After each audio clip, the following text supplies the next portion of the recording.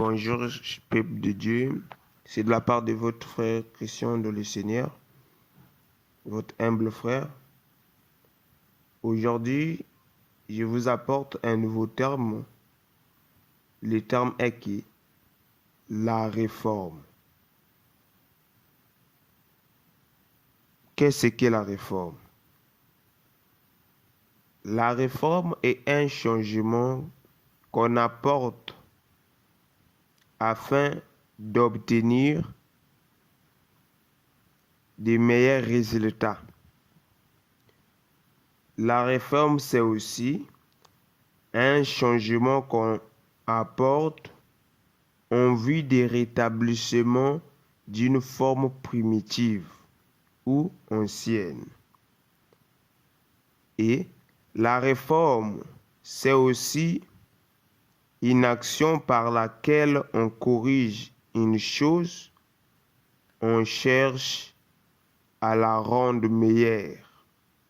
C'est ça, la réforme. En conclusion, la réforme, c'est le fait de remettre les choses à sa forme originelle. C'est ça, la réforme. Et un réformateur prend la Bible au sérieux et établit comme règle en toute chose et soumet toute chose à elle, c'est-à-dire à la Bible ou la parole de Dieu. Il ne cite que elle, il ne cite que la parole, il ne cite que la Bible. C'est ça le rôle d'un réformateur. Voilà. Et nous allons parler de la réforme durant ce mois de janvier. Nous allons parler de la réforme. Nous allons tirer beaucoup de sujets sur la réforme. Maintenant, notre terme d'aujourd'hui intitulé sur la réforme, le terme est que la nouvelle créature n'a pas besoin de la délivrance. La nouvelle créature n'a pas besoin de la délivrance. Voilà. Je bénis toutes les bien-aimés frères et sœurs qui sont en train de me suivre. Que Dieu vous bénisse abondamment. Que Dieu vous bénisse partout là où vous êtes. Que Dieu vous accorde quelque chose de spécial. Et j'ai besoin que vous puissiez partager cette vidéo partout dans le monde entier. Et commenter sur notre chaîne YouTube. Et diffuser cela partout dans le monde entier afin que nous puissions encore trouver la force pour vous servir. Voilà. Donc nous allons prendre le livre des 2 Corinthiens, chapitre 5, les versets 17.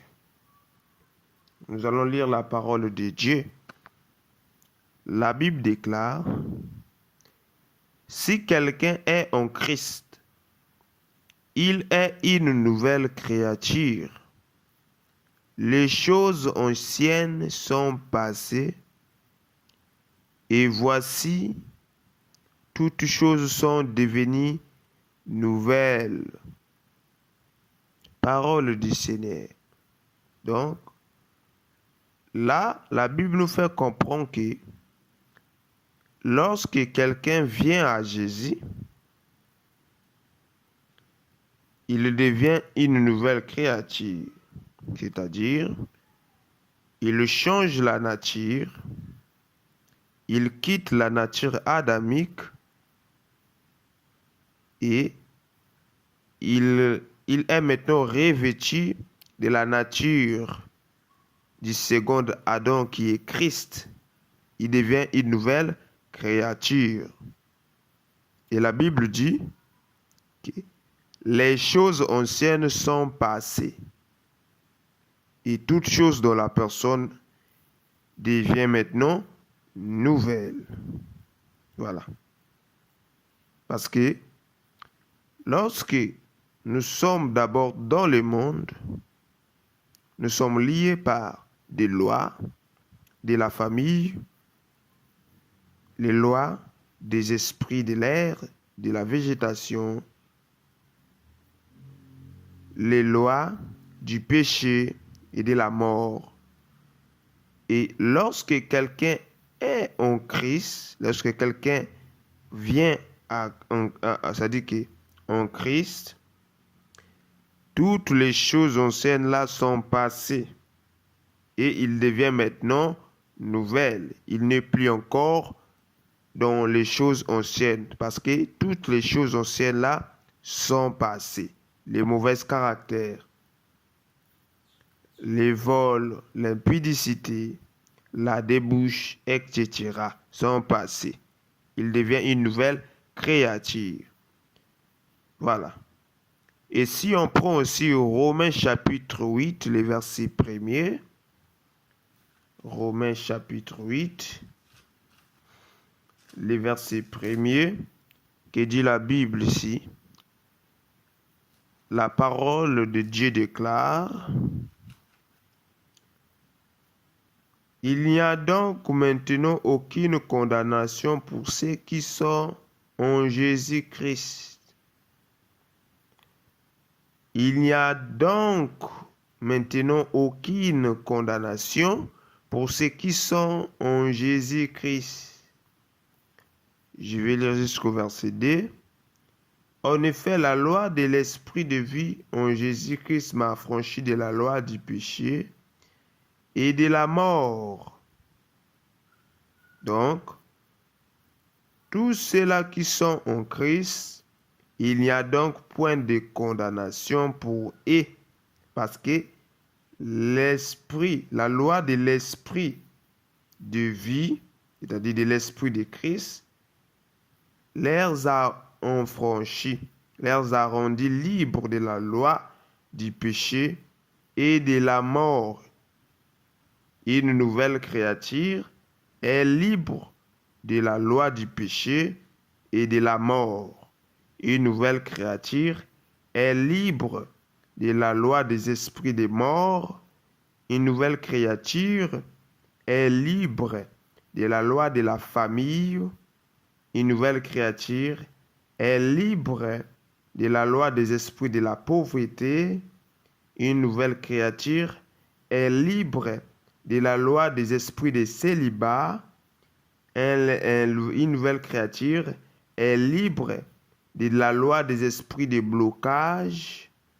Une nouvelle créature est libre de la loi des esprits qui enchaînent les âmes. Donc, une nouvelle créature est libre par l'esprit de vie de Jésus-Christ. Ça va? Donc, nous sommes affranchis par l'esprit de Christ. Cet esprit-là, c'est l'esprit de vie parce que nous sommes changés. C'est-à-dire que nous sommes changés. Nous sommes devenus une nouvelle créature. Nous ne sommes plus dans le monde, mais nous sommes maintenant en Christ. Voilà.